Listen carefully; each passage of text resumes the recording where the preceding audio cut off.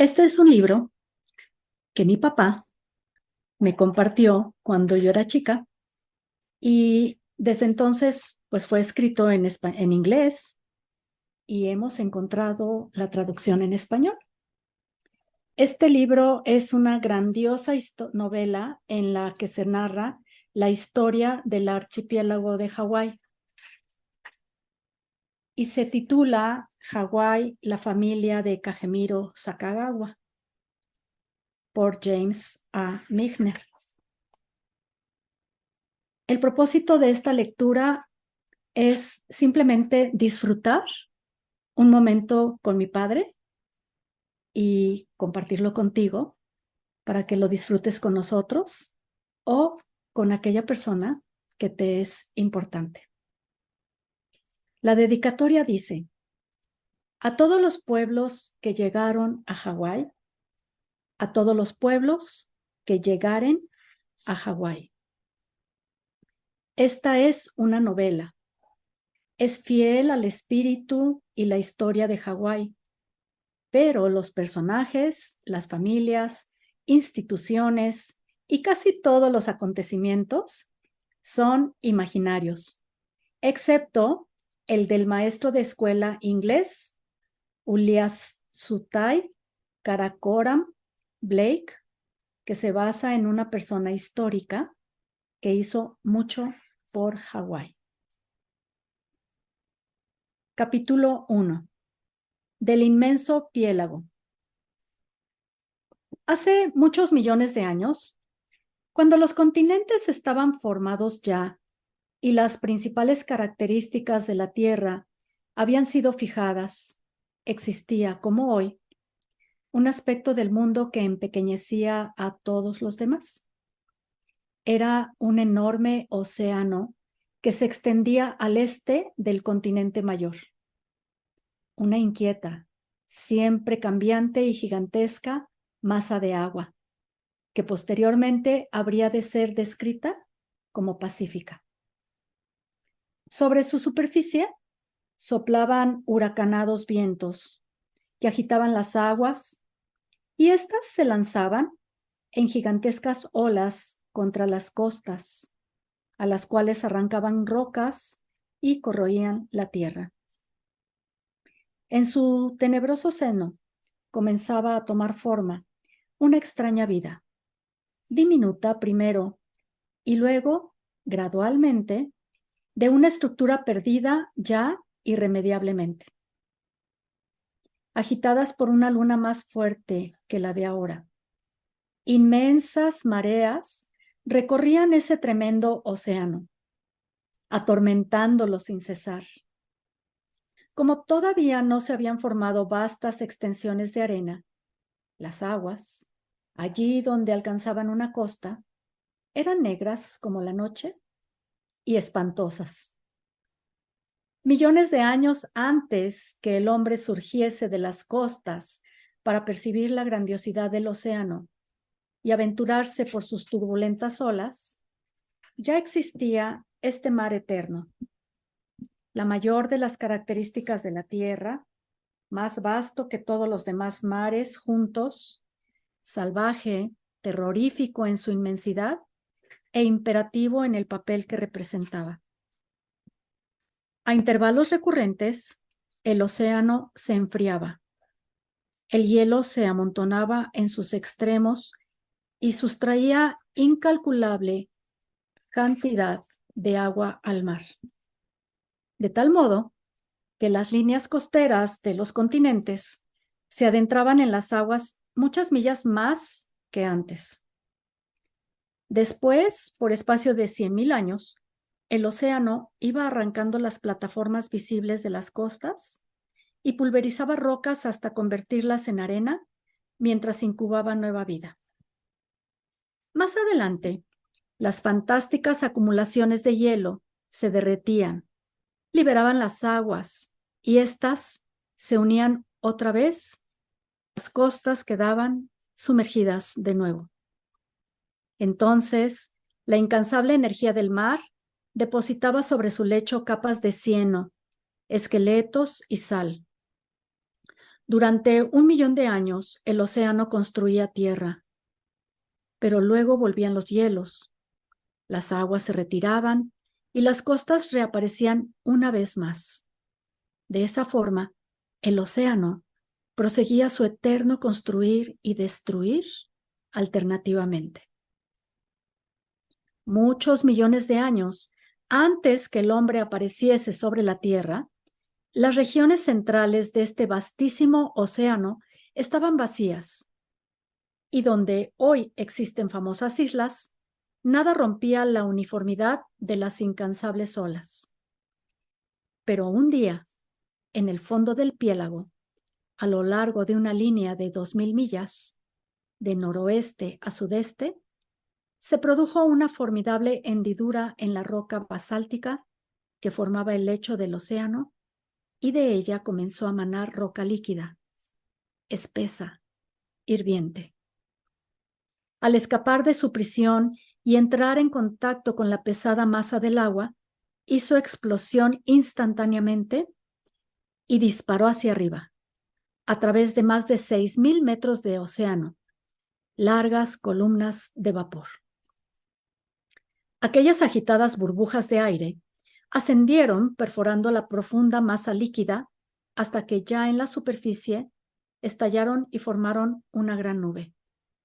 En aquel instante, el océano señaló que estaba en formación una nueva isla. Con el tiempo, quizá creciese hasta convertirse en un punto infinitesimal de tierra en el centro de la dilatada extensión de agua. No existían entonces seres humanos que pudieran celebrar el acontecimiento. Tal vez algún horripilante y ya desaparecido bicharraco alado espió aquellas nubes de vapor y se dejó caer en un planeo para inspeccionarlas. Lo más probable es que las raíces de esa nueva isla hayan nacido en las tinieblas, entre olas como montañas y una negra nada. Por espacio de 40 millones de años, pequeñas cantidades de roca líquida fueron tamizándose hacia arriba, abriéndose paso por entre las que habían filtrado antes. Cada una contribuía con su diminuta porción a la acumulación que se estaba formando en el fondo del mar. Algunas veces pasaban silenciosos 1000 o 10.000 años antes de que se produjese una nueva erupción de aquella candente materia. Otras veces se acumulaban debajo de la hendidura gigantesca presiones que atravesaban con inconcebible violencia las aberturas existentes y lanzaban nubes de vapor que ascendían miles de metros sobre la superficie del mar.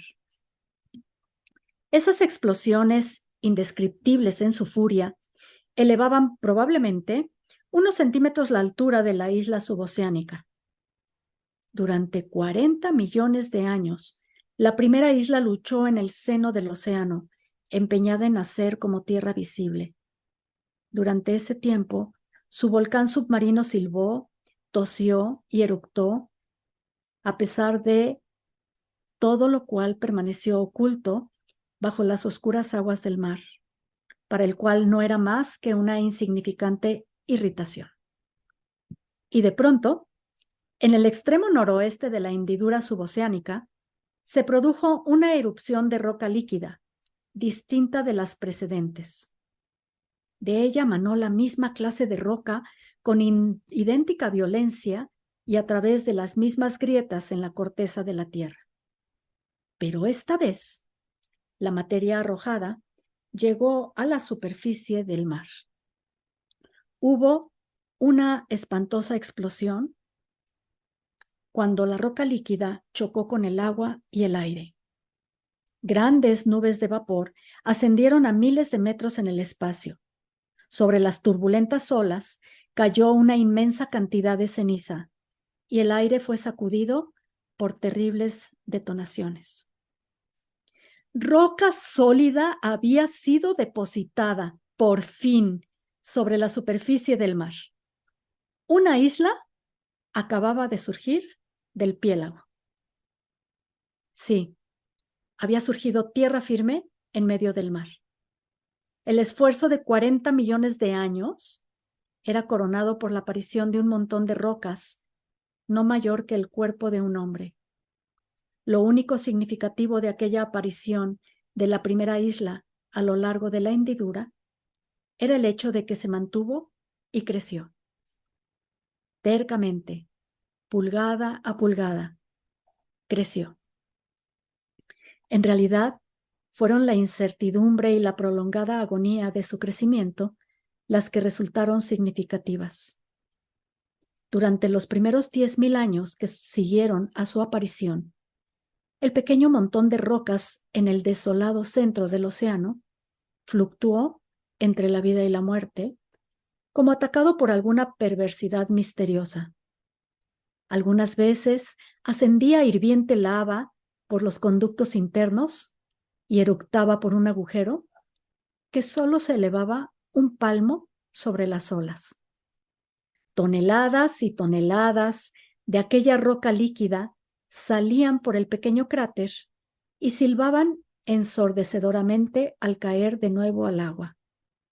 Pedazos de aquella lava quedaban prendidos, afortunadamente, en la isla recién nacida, y a la sazón parecía que su existencia como tal estaba asegurada.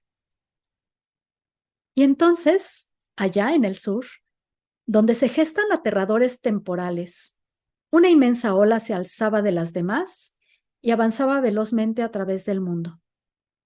Su llegada podía percibirse desde muy lejos y con una gigantesca potencia se precipitaba sobre la pequeña acumulación de roca y pasaba para perderse en el horizonte. Por espacio de otros 10.000 años, dejaba de existir la isla visible, pero bajo las olas, siempre pronta para revivir, estaba aquella altísima cima de montaña, que se levantaba más de 6.000 metros sobre el lecho del océano, y cuando una nueva serie de acometidas volcánicas emergía de las grietas, la montaña seguía su paciente tarea de construirse y elevarse, en un nuevo intento de renacer a la visibilidad. Por medio de explosiones, espantosos silbidos y titánicos impulsos, la gran montaña se convulsionaba, atravesaba las aguas y su isla volvía a salir sobre la superficie. Durante 1 millón de años, la isla se mantuvo en aquel precario equilibrio, pero al fin, después de una acumulación de increíble paciencia, quedó establecida. Ahora, cada erupción de lava tenía una base sólida sobre la cual construía, y así la isla fue creciendo hasta que fue visible desde larga distancia para las grandes aves marinas. Era ciertamente tierra, habitable si hubiera existido hombres, pero antes que la vida pudiera prosperar en aquella isla, se necesitaba tierra, y esta no existía aún. Cuando la lava derretida saltaba al espacio, generalmente estallaba en ceniza, pero algunas veces se deslizaba como un fluido viscoso por las laderas de las montañas, creando extensas lajas de roca lisa. En uno u otro caso, la acción del viento y la lluvia, así como el frío de las noches, comenzaba a pulverizar aquella lava recientemente eructada, descomponiéndola en tierra. Y cuando se hubo acumulado una suficiente cantidad, la isla estaba preparada para su futuro. Las primeras formas de vida que llegaron no eran conspicuas, por cierto. Es más, eran casi invisibles. Líquenes y algunos tipos inferiores de musgos. Fueron llevados por el mar y los vientos que silbaban a través de los océanos. Con una tenacidad igual a la de la isla, esos fragmentos de vida se establecieron y al desarrollarse, quebraron más rocas y construyeron más tierra. Entonces existía en los distantes continentes que el océano visitaba una sociedad vegetal y animal bien establecida, compuesta por árboles y pesados animales e insectos. Algunas de esas formas estaban ya adaptadas para la vida en la nueva isla, pero les impedía establecerse en ella la enorme extensión de 2.000 millas de mar abierto.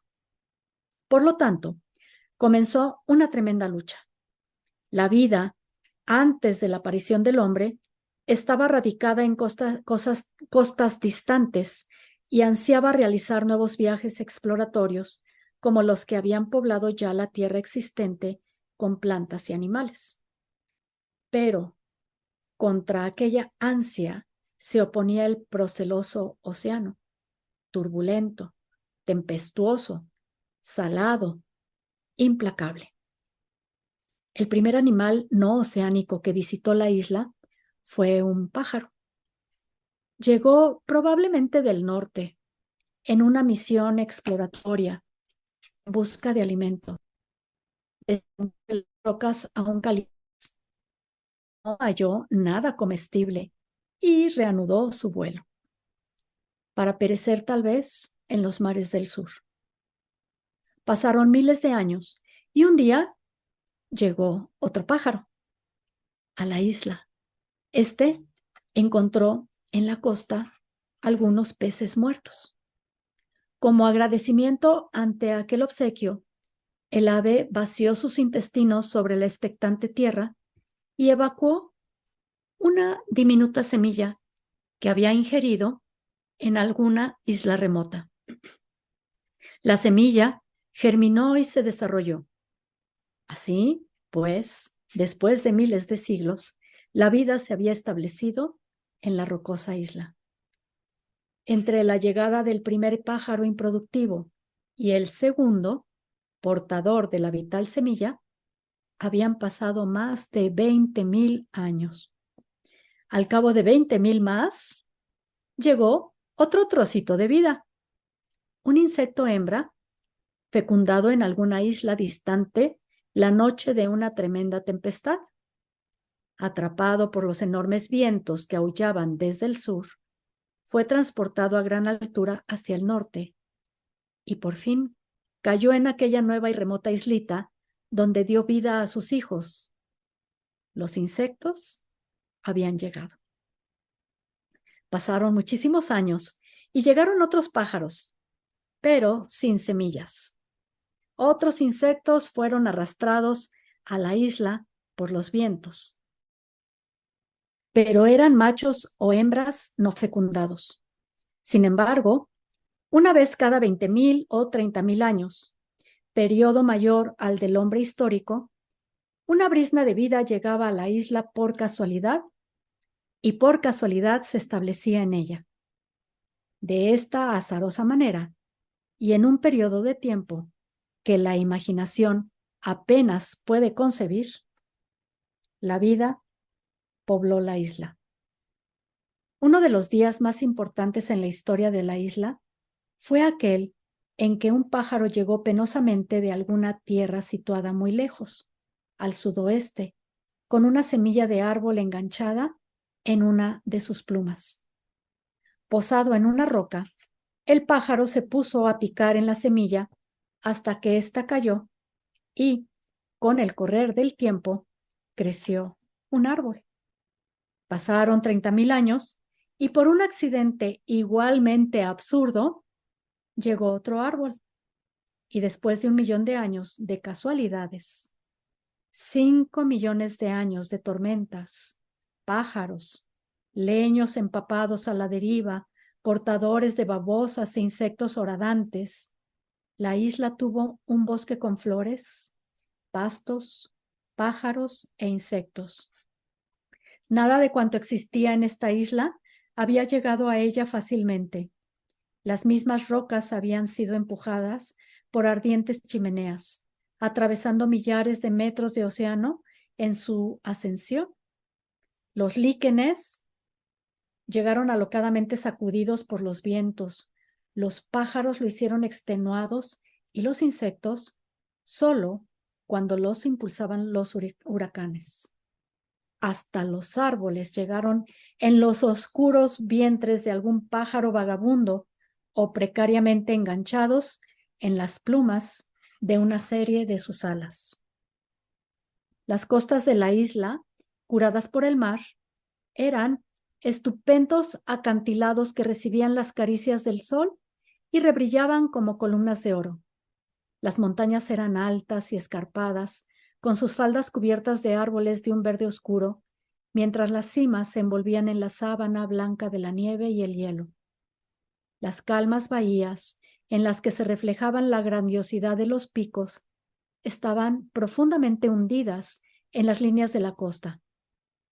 Los valles y las dulces llanuras, las cascadas y los ríos, los encantadores bosques en los que hubieran podido extasiarse amantes y confluencias donde hubieran podido construirse ciudades, contribuían al maravilloso conjunto de la isla como invitaciones a una civilización que aún no había nacido. Pero ningún ser humano las vio, porque la isla había eclosionado en aquella admirable belleza mucho antes de la era del hombre, y en el momento de su más grandiosa perfección comenzó a morir. Había nacido de la violencia y por ella moriría. Hubo un repentino estremecimiento de la tierra y una vez que terminó el geológico reajuste, el cual cubrió un periodo de miles de años, la isla se había hundido 500 metros en el océano y en sus crestas se formó un hielo eterno. Durante 1.000.000 de años, los vientos aullaron a los montes y el océano carcomió los acantilados. La isla fue debilitándose y achicándose, hundiéndose poco a poco en el océano del cual había surgido.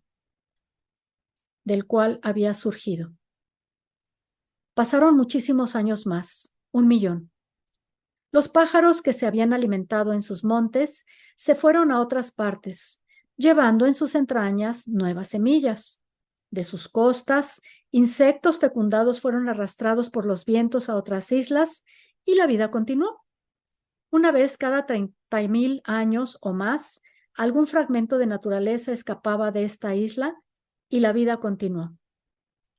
Pero conforme iba hundiéndose la isla, surgió una forma diferente de vida que cobró creciente actividad. En las aguas templadas, claras, nutritivas, que rodeaban las costas, empezaron a florecer pólipos de coral, que poco a poco, al morir, fueron dejando tras sí diminutos esqueletos pétreos, pocas brasas bajo la superficie del mar.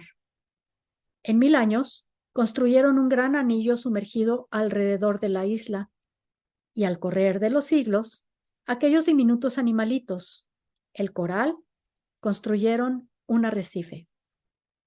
Los hielos se derritieron en el norte y los zoófitos del coral fueron ahogados bajo el inmenso peso de inesperadas masas de agua. A torrentes, la lluvia se precipitó desde las montañas de la isla y dejó su sedimento en toda la costa, estrangulando a los diminutos corales. O se formaron, allá lejos en el extremo norte y sur del mundo, grandes campos de hielo que retiraron el agua de la diminuta isla ya moribunda. Los corales quedaron expuestos al aire y murieron instantáneamente. Pero en los intervalos que les permitían estos fenómenos, los corales construían. Y fue así que ese casi invisible animalito, ese hijo de los cataclismos, construyó una nueva isla para reemplazar a la antigua que se iba deshaciendo gradualmente, sepultándose en el mar. Por espacio de millones de años, esa isla existió silenciosa en el desconocido océano y luego murió. Al dejar de existir, quedó de ella solo una franja de arrecife de coral, donde descansan los pájaros y gigantescas focas juegan alegremente. Pasan las horas y los días y la isla espera, pero el hombre no llega.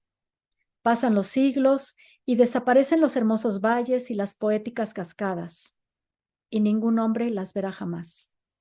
Todo lo que queda es el arrecife de coral, una fúnebre corona calcárea en la superficie del gran mar que había dado vida a la isla, un recuerdo erigido por los esqueletos de billones de billones de animalitos. Mientras esa primera isla emergía del fondo del mar y moría después otra vez en su líquido seno, otras aspirantes a islas allá en el sudeste luchaban también para alcanzar una breve existencia seguida de una muerte segura. Algunas comenzaron su ciclo en el mismo millón de años que la primera.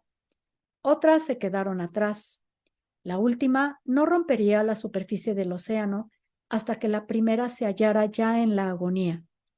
De tal manera que en cualquier momento, desde el instante en que la primera isla empezó a morir, el hombre, de haber existido entonces, podría haber contemplado en esa cadena de islas que se extendía a través de 2000 millas de mar todas las etapas consecutivas de aquel proceso de vida y muerte.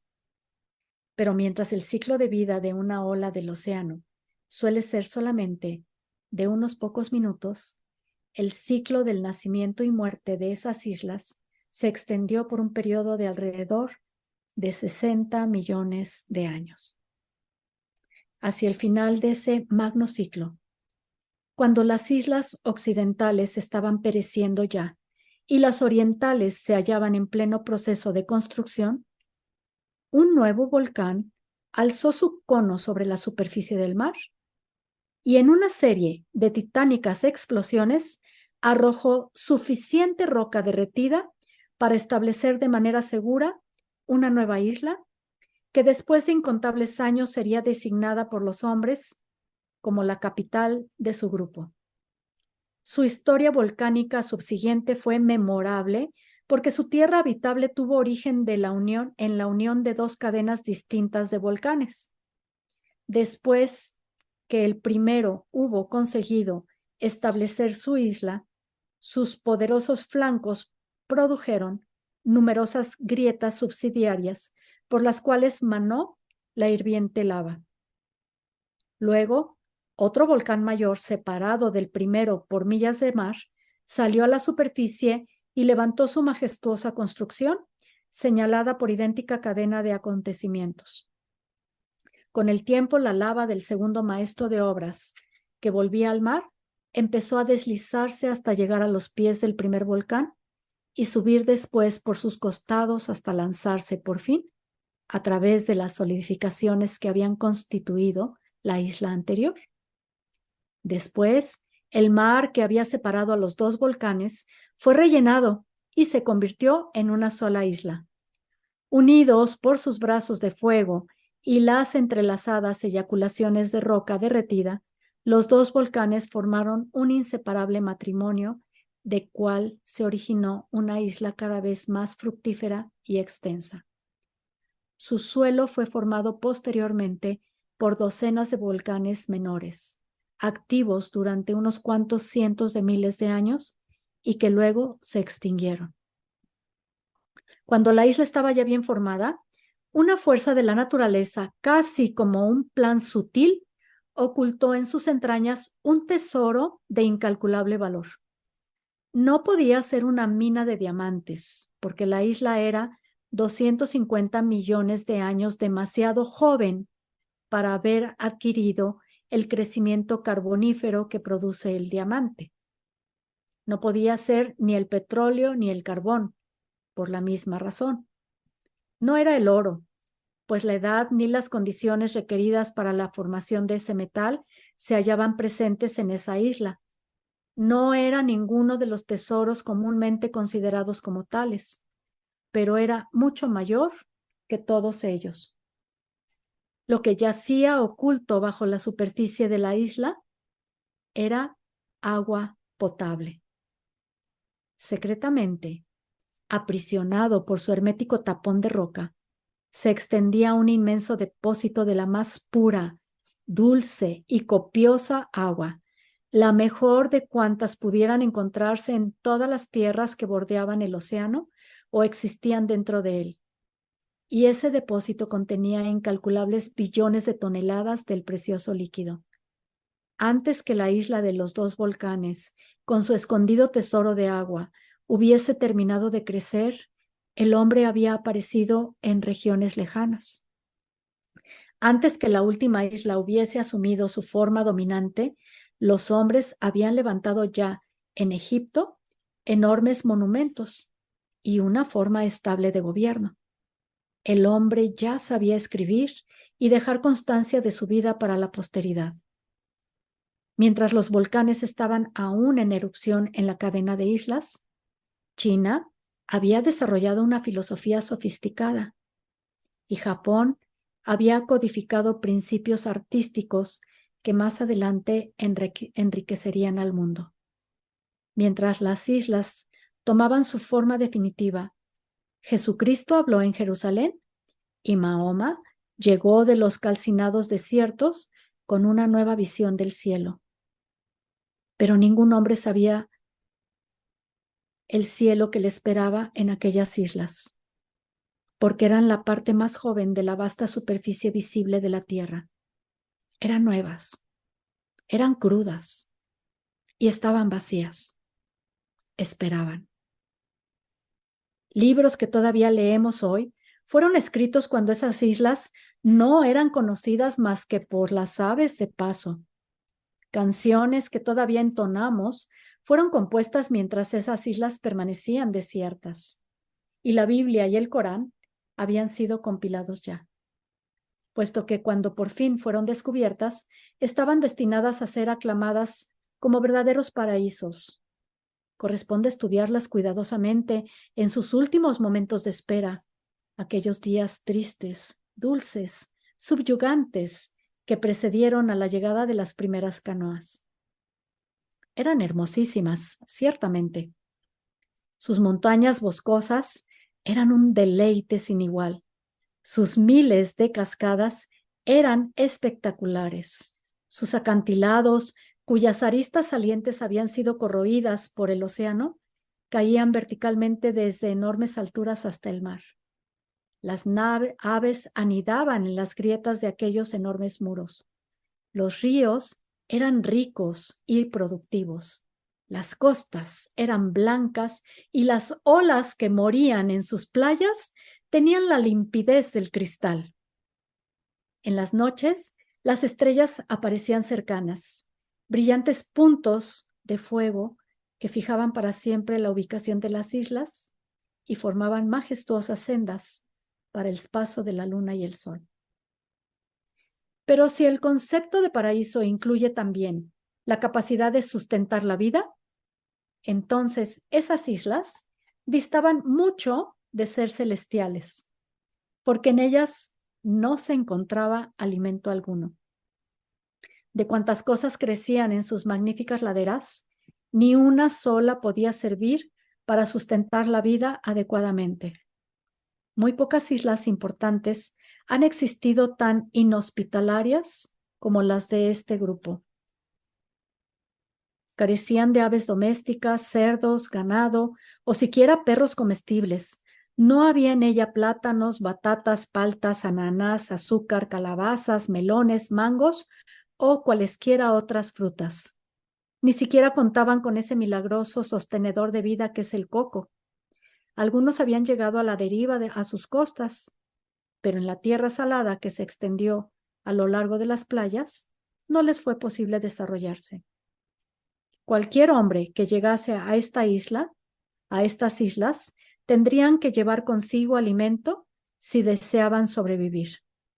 Si era prudente, llevaría también la mayor parte de los materiales necesarios para construir una sociedad civilizada, ya que las islas carecían de bambú para decorar una vivienda y cortezas de morera para elaborar tapa. No existían tampoco flores conspicuas. En lugar de esas plantas productoras de gozo y sostenedoras de vida, existía un árbol oculto en sus bosques, inservible, a excepción de que su madera, una vez estacionada, emitía un persistente perfume. Era el árbol de la muerte, el sándalo. No era ni venenoso ni cruel, pero los usos a que sería sometido en estas islas le convertirían en una permanente plaga. El suelo de las islas no era particularmente bueno, carecía de sustancia y no era negro como el de que los campesinos rusos estaban cultivando ya, ni gredoso y productivo como el que conocían las tribus de los Pieles Rojas Dakotas e Iowas. Era rojizo y de consistencia arenosa, aparentemente rico en hierro porque había sido formado de basalto descompuesto, pero carente de otros elementos esenciales. Si un campesino pudiera agregar a esa tierra los minerales de que carecía y proveerla de una cantidad adecuada de agua, tenía capacidad productora y en abundancia. Pero por sí sola, aquella tierra no valía mucho. Y así, estas hermosas pero inhospitalarias islas esperaban que alguna raza de hombres las invadiese con alimentos, valor y determinación. Lo mejor que podía decirse de ellas, mientras yacían en esa espera, era que no vivían en su suelo culebras, mosquitos y otros animales dañinos, y que no se contraían allí fiebres, enfermedades deformadoras ni otras plagas. Existía otro aspecto que debe recordarse. De todas las cosas que crecían en las islas en la época de Jesucristo, 95 de cada 100 no eran conocidas en otras partes del mundo. Las islas eran únicas, solitarias, apartadas de las corrientes de la vida, o si se prefiere, un auténtico paraíso natural en el cual toda cosa viva tenía la oportunidad de desarrollarse a su manera única, original, de acuerdo con los dictados y limitaciones de su propia capacidad. He hablado ya del pájaro aventurero que llevó la primera semilla en sus entrañas. Era una semilla de hierba, una semilla cuyos hermanos y hermanas, si es posible emplear el término al referirse a las hierbas, se habían quedado en sus islas natales, donde se desarrollaban como lo había hecho siempre la familia durante millones de generaciones. Pero en las nuevas islas de la hierba, abandonada en medio de la belleza, el sol y las lluvias, se convirtió en una hierba distinta, única en su género. Cuando los hombres, millones de años después, la contemplaran, podrían discernir que la hierba y que procedía de las de que era hierba y que procedía de las que todavía existían en otros lugares, pero al mismo tiempo verían que a pesar de ello, era una hierba nueva, con nuevas cualidades, vitalidad y promesas. ¿Llegó a estas islas algún insecto de los enormes continentes? Si ello ocurrió, en ella se convirtió en un insecto distinto. Pájaros, flores, gusanos, árboles y babosas desarrollaron en estas islas formas originales y nuevas cualidades. No había entonces, como tampoco hoy, lugar alguno de la tierra que pudiera siquiera soñar con entablar competencia con las islas en su capacidad para fomentar la vida natural, para alentarla a desarrollarse libremente, radicalmente, hasta alcanzar sus más altos niveles potenciales.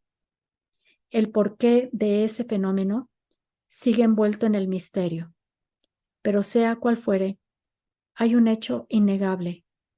En estas islas se desarrollaron nuevas castas y especies que prosperaron, se fortalecieron y multiplicaron. Y así, las islas siguieron su espera. Jesucristo murió en su cruz y ellas esperaban. Inglaterra fue colonizada por razas mixtas y poderosas y las islas esperaban a sus colonizadores.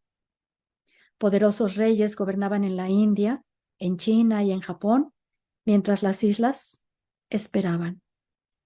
Esperaban, inhóspitas de hecho, pero un verdadero paraíso en potencia, casi sin alimentos disponibles, pero con enormes riquezas listas para ser desarrolladas. Los volcanes colgaban sus inmensas linternas en el cielo para que el hombre, en caso de hallarse perdido con su canoa en el dilatado piélago, pudiera divisar el incandescente resplandor que emanaba de la parte inferior de las nubes y encontrarse así una estrella de fuego que le sirviese de guía. O si descubría una de las grandes aves marinas planeando por el espacio, podría estar seguro de que había tierra en la dirección en que dicha ave había volado al acercarse la puesta del sol. Estas hermosas islas que esperaban bajo el sol y las tempestades parecían hermosas mujeres que esperasen a sus hombres al anochecer, con los brazos abiertos y sus tibios cuerpos y el consuelo de su cariño. Todo cuanto se realizase en estas islas, como en esas mujeres, sería generado únicamente por la voluntad y la potencia de algún hombre. Creo que las islas siempre lo supieron. Por lo tanto, hombres de Polinesia, de Boston, China y el monte Fuji o los barrios de Filipinas, no vayáis a estas islas con las manos vacías o pusilánimes de espíritu o con el temor de perecer de hambre. En ellas no hay alimentos ni certidumbres. Llevad vuestro propio sustento, vuestros dioses, vuestras flores y frutas y conceptos, porque si llegáis a las islas sin recursos, pereceréis. Pero si llegáis con cosas que crecen, buenos alimentos y mejores ideas, si llegáis con dioses que os sustenten y si estáis dispuestos a trabajar hasta que vuestros miembros no puedan resistir más, entonces podréis ganar la entrada a este milagroso crisol en el cual las unidades de la naturaleza tienen plena libertad para desarrollarse de acuerdo con sus propias capacidades y deseos. En tales ásperas y duras condiciones, las islas esperaban. Y qué tal, qué hermoso poema sobre la historia de la creación de este archipiélago de Hawái, donde nos muestra, por supuesto, cómo todo se va formando con el tiempo. Así es que vamos a continuar disfrutando de esta maravillosa lectura en la que vamos a descubrir cuál es su historia. Y nos escuchamos muy pronto.